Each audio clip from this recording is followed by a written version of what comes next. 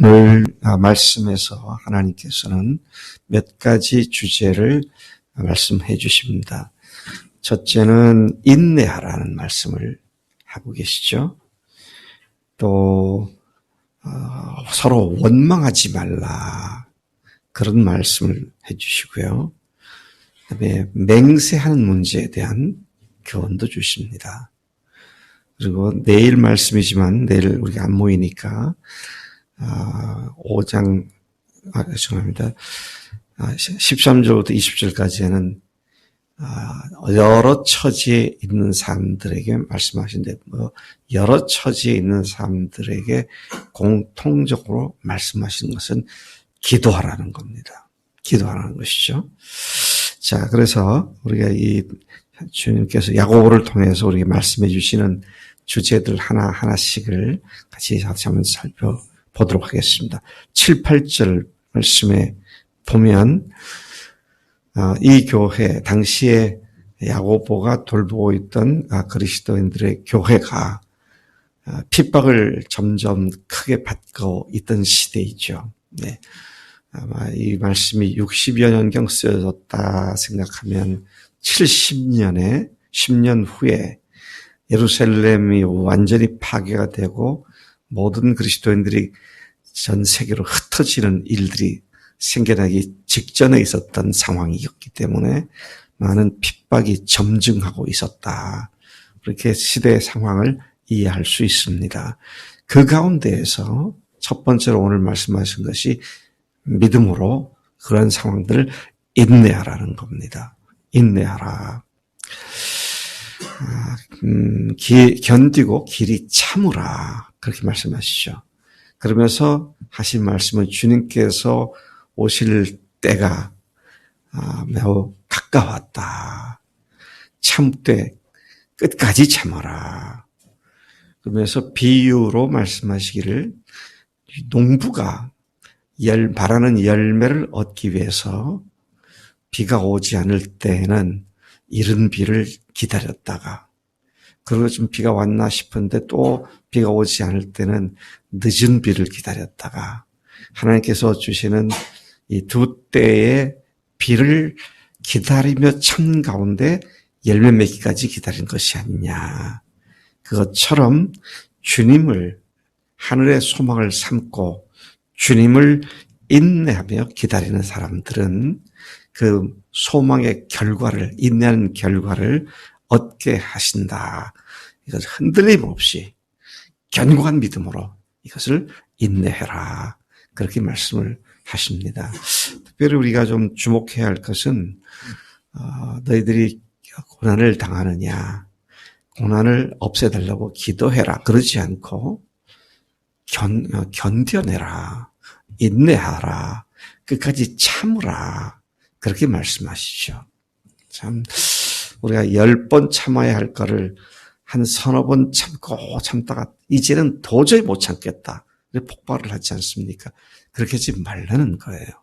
주님의 뜻을 쫓아 살아가는 것이 분명하다면 그것을 더 이상 못하겠다고 포기하고 싶은 그런 상황에서 포기하지 말고 끝을 보라는 말입니다. 끝까지 인내하고 기다려라. 오늘 여기 야고보서의 표현에 의할 것 같으면 언제까지 기다리라? 주님 오실 때까지 기다리라. 주님 재림하실 때까지 기다려. 그거 언제예요? 세상 끝날 때까지 기다리라. 인내하라는 거잖아요. 그러니까 인내는 여러 번 해보다가 끝이면은 그냥 때려치고 그게 아니고 끝까지 하라는 말씀이죠. 10절과 11절에서도 계속 인내에 대해서 말씀하십니다. 9절에서 한 가지 말씀하신 데는 다시 10절, 11절에서 인내에 대해서 말씀하시는데, 오래 참고 인내하는 모델을 구약의 선지자들에서 모델을 보고 배워라. 그런 말씀을 하시죠. 주의 이름으로 말하는 선지자들을 그렇게 말합니다. 선지자들은 주님의 말씀을 선포하는 자들이잖아요. 주님이 하라 하신 말씀을 선포하는 자들인데 그들이 언제까지 선포했느냐? 죽을 때까지 선포했습니다. 순교당할 때까지 선포했어요. 그래서 히브리서 11장에서 보면 믿음으로 사는 사람들이 어떻게 죽임을 당했는지 쭉 말씀을 하고 있는 것을 기억하는데, 특별하게 한 사람을 콕 집어서 말씀하셨더라고요. 누구를? 욥의 인내를 말씀하시죠. 사실은 우리가 성경 전체를 통해서 인내에 관한 대명사 그러면 욥 그러잖아요. 근데 욥이 어떠했습니까? 하루아침에 자식들이, 아들들이 다 죽었습니다. 그 평생을 같이 살아온 아내가 욥 남편을 저주합니다. 그런가 하면 모든 재산들이 다 날아가 버렸죠. 자, 얼마나 심각했으면 마귀라는 놈이 하나님 앞에 당신이 축복해서 그렇지, 욥이 뭐 별 수 있느냐고, 그러면서 그 혹독한 어려움을 갖다가 안겨주는 욥인데, 근데 그걸 다 통과했잖아요. 다 통과했습니다. 여러분 지금 굉장히 어려우시죠? 재민이 키우기가 어렵죠? 욥에 비할 수 있어요? 그게 아니죠. 욥에 비하면 뭐의 피다? 세 발의 피밖에 안 되죠, 사실은. 근데 나한테 그게 너무 크게 보이잖아요. 주님께서 그래서 욥을 얘기하면서 인내해라. 믿음의 사람들이 그렇게 사는 거다. 그렇게 말씀을 하신 것을 보게 됩니다.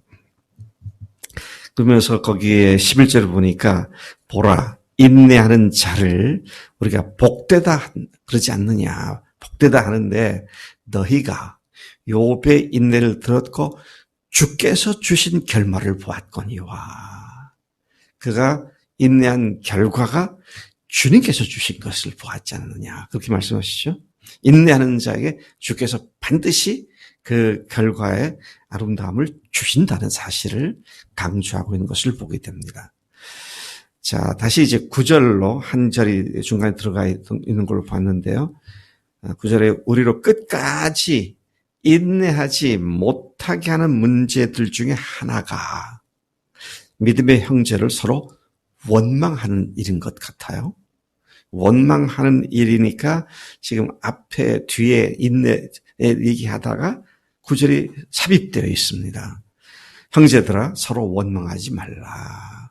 그리하여야 심판을 멸하리라. 보라 심판주가 문 밖에 서 계시느니라. 왜 원망을 합니까? 내가 판단 정죄를 하기 때문입니다. 그런데 판단하는 분은 주님이시다. 그분의 이름이 심판주다. 그러니까 주님이 하실 판단 정죄를 내가 하면 어떤 죄를 짓는 거예요? 내가 하나님 자리에 올라가는 겁니다. 그래서 여러분 다른 사람들을 쉽게 판단 정죄해서는 안 되죠. 네. 그래서 속으로 저 사람 뭐 저래, 참 거시기하다, 상대 못하겠다 그러지 말라는 겁니다. 그 문제가 있으면 직접 만나서 권고도 하고 권면도 해서 그가 고침을 받도록 하라. 그런데 이것이 오늘 마지막 20절에서 하는 말씀인데 좀 이따 다시 보겠습니다. 어려움을 당하게 되면 사람들은 대개 이 어려움이 누구 때문이야? 누구 때문에 왔어? 나는 누구 때문에 이렇게 어려움을 당해? 그게 가족일 수도 있고 친구일 수도 있고 또 교인들일 수도 있고. 그런데 그렇게 서로 원망하지 말라. 그렇게 말씀하시죠. 누군가가 비의도적인 실수를 하거나 또는 의도적으로 고의적으로 악행하기 때문에 내가 고난다고 생각하면 그것의 생각에 사로잡히면 두고두고 원망하는 것이 되고 맙니다. 근데 그게 아무 도움이 되지 않는다는 얘기죠. 두고두고 원망하기 때문에 인내에 전혀 도움이 되지 않고 어떻게 됩니까? 나중에는 결국 폭발합니다. 네. 폭발하는데 어떤 사람은 공격형으로 폭발을 해서 들이받고 싸우고 난리가 나가 하면 어떤 사람은 순교자형 방어기제로 그래, 나는 아무것도 아니야. 나는 죽어야지. 나 때문에 그렇다니까, 그래, 늘 잘해봐. 이런 식이 돼버리고만. 그런 것들이 전혀 영적으로, 정신적으로도 건강하지 못하기 때문에, 서로 원망하지 말고, 뒤에 가면 서로 죄를 고하라. 그렇게 말씀을 하고 계시는 것이죠.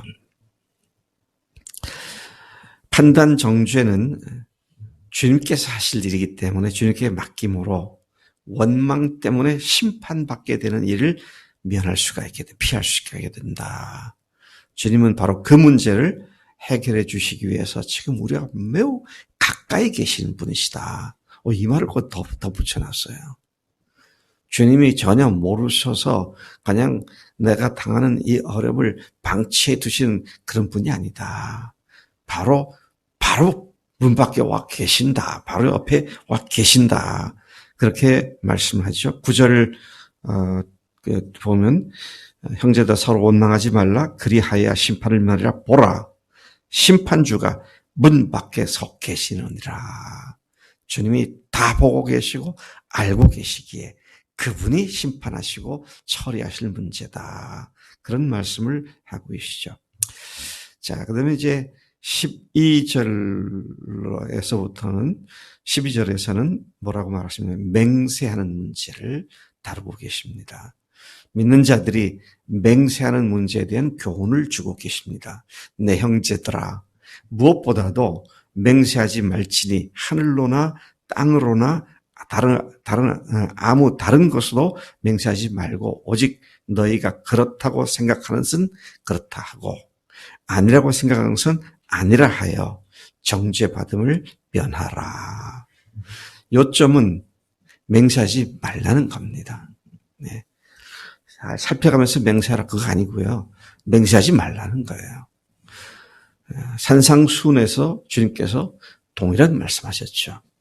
형님 예수께서 세상에 계실 때 말씀하셨는데 아우 야고보도 하나님으로 알고 난 뒤에 그 말씀을 상기하면서 이 말씀을 한 것 같습니다. 마태복음 5장 산상수훈에서 말씀하신 거죠. 33절부터 37절까지 해서 하신 말씀이죠. 구약에서 옛 사람들에게서 헛맹세, 거짓 맹세를 하지 말고 내 맹세한 것을 주께 지키라. 그런 말씀을 너희가 들었지 않았느냐.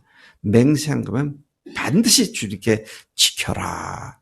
그렇게 말을 들었는데 하늘로나 땅으로나 그 어떤 것으로도 맹세하지 말아라. 오직 너희가 그렇다고 생각하는 그렇다 하고 아니라고 생각하는 것은 아니라고 하여 정죄 받음을 면하라.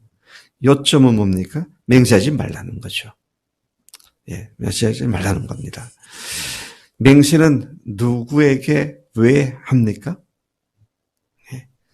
맹세는 자기보다 큰 어떤 존재의 이름을 걸고 그 이름으로 자신의 결백 또는 자신의 진실성을 주장하기 위해서 하는 것이죠. 근데 그 이름으로 했는데 그 맹세를 지키지 않게 되면 그 이름이 망령되이 일컬음을 받게 되는 것이 되고 맙니다. 하나님께서는 하나님의 이름을 헛되이 부르지 말라. 비아냥거리고 우스갯거리가 되게 하나님의 이름을 부르지 말라. 그게 여호와의 이름을 망령되이 이끄지 말라라는 뜻이잖아요. 하나님의 이름이 더럽힘을 받게 되는 그런 빌미로 삼는 맹세는 절대로 하지 말아라. 그런 말씀을 하고 계신 것이죠. 도무지 맹세하지 말되 그랬습니다. 도무지 맹세하지 말라.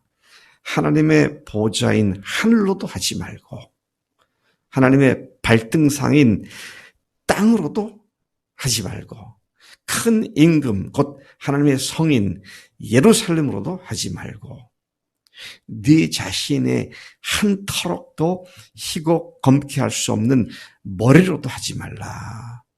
그냥 옳은 것을 옳다 하고 아닌 것은 아니라고 말하라. 이 선을 넘어가서 맹세하는 것은 모두가 다 악한 동기에서 나오는 것이다. 주님께서 그렇게 말씀하세요. 맹세는 필요 없는 것이다.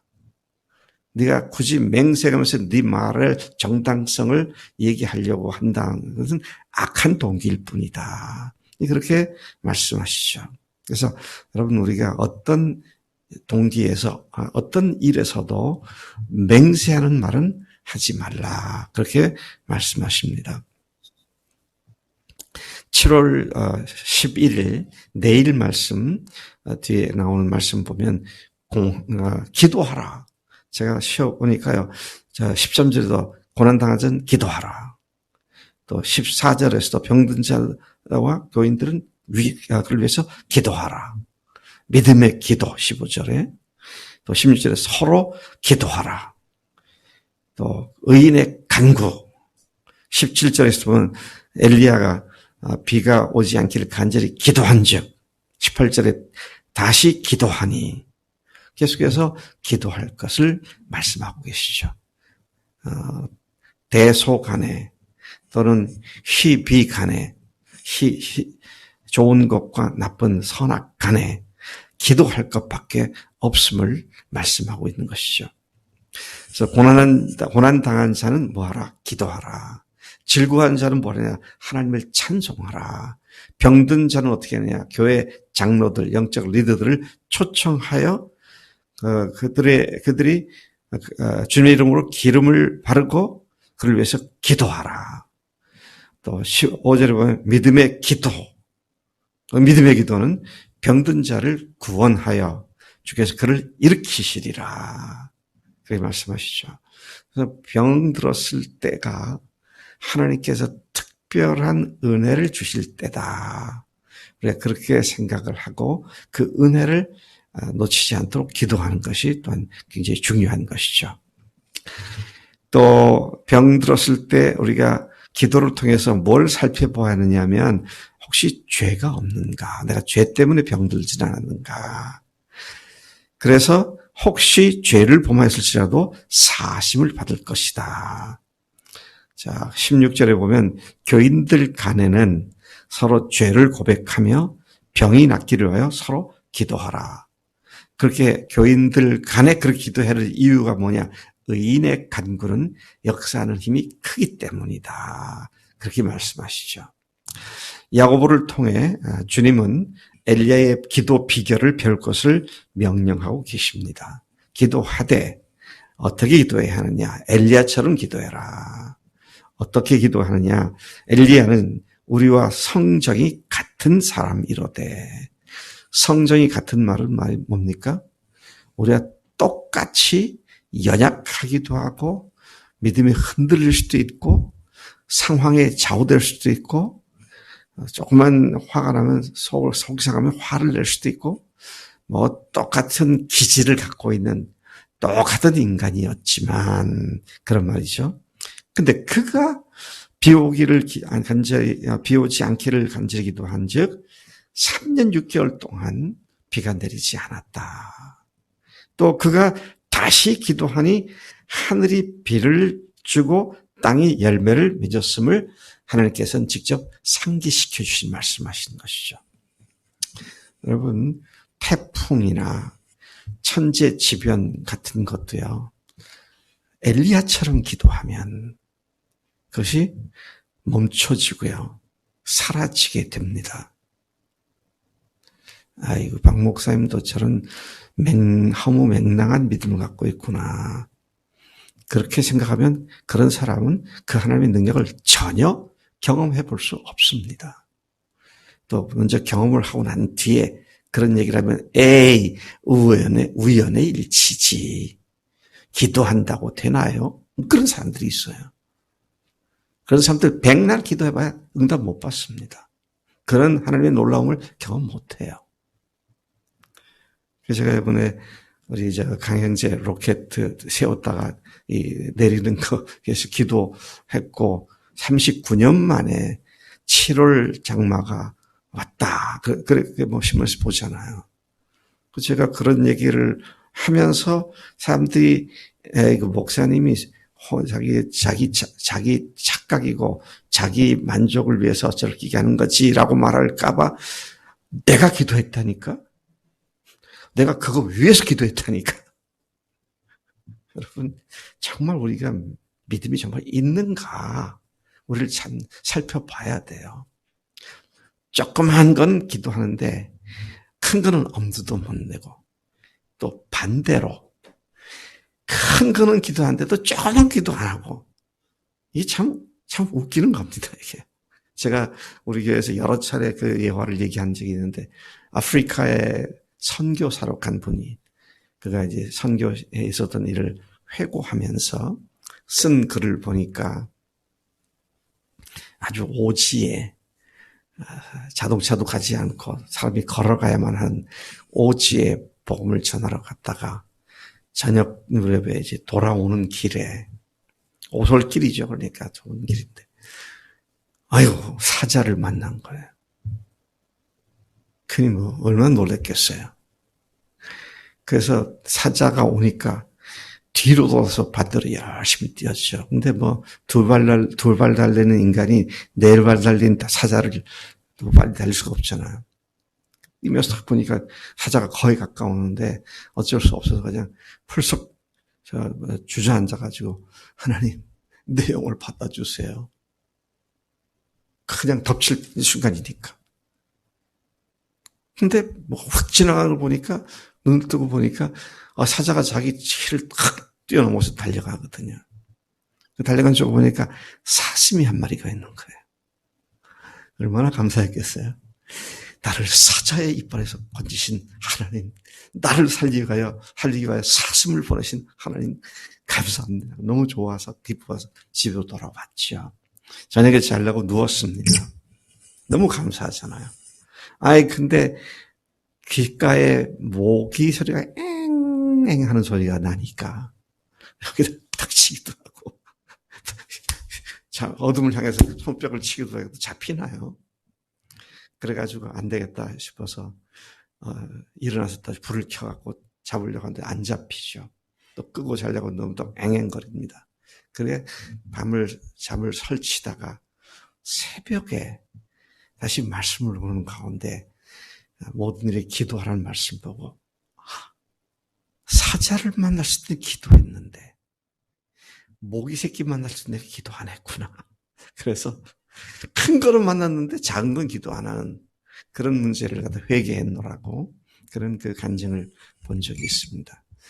반대로 너무 크기 때문에 기도를 못하고, 너무 시시한 것 같아서 안 하고, 이렇게 해서는 안 되겠다. 모든 일에 기도와 간구로 너희 구할 것을 감사함으로 하나님께 아뢰라. 만만하게 보이는 거, 이건 뭐 기도 안 해도 내가 할 수 있어, 그렇게 해서 기도 안 하고, 그렇게 하면 안 된다는 것이죠. 크고 작고 간에 기도하라. 마지막 19절, 20절을 보니까요, 여러분들이 알아야 할 것은 미혹되어 진리를 떠나 등을 돌리고 있는 누군가를 돌이키게 하면 그의 영혼을 사망에서 구원하는 것이고, 그의 허다한 죄를 덮어주는 것이다. 덮어주는 것이 된다. 그러니 너희들이 원망하지 말고, 혹시 그런 사람이 있으면 그들을 권면해서 돌이키는 일을 해야지, 원망하고 불평의 대상으로 삼아서는 아니 된다. 그런 말씀으로 오늘 말씀을 마치고 있습니다.